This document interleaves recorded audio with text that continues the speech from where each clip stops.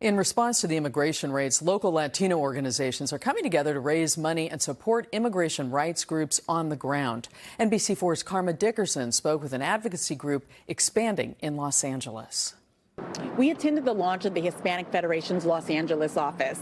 If you haven't heard of that national organization, you more likely have heard of some of the local organizations they support, like CHIRLA, CIELO. These are immigrant rights groups that are on the forefront of what's unfolding on our streets as we speak.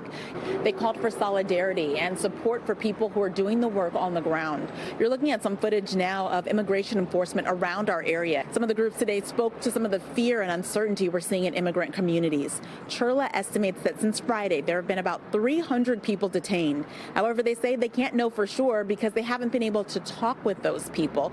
They're making these estimates based on the calls they say they've gotten from family members. 3,000 calls they say they've gotten about people looking for loved ones or seeking legal advice.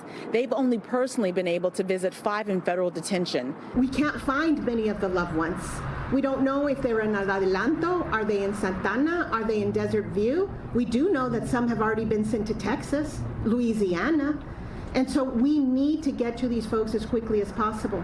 Another verse we heard was from CIELO. They're representing indigenous communities. They believe dozens of detained people speak an indigenous language as their first language. And they have concerns about whether or not those people are getting access to an advocate that can communicate fluently when it comes to their cases.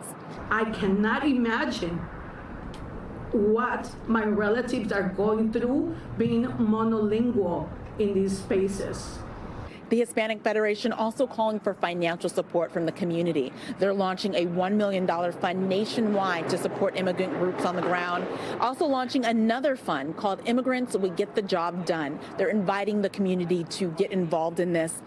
In calling for donations, the CEO of the Hispanic Federation said we have to do more than be outraged. We have to invest.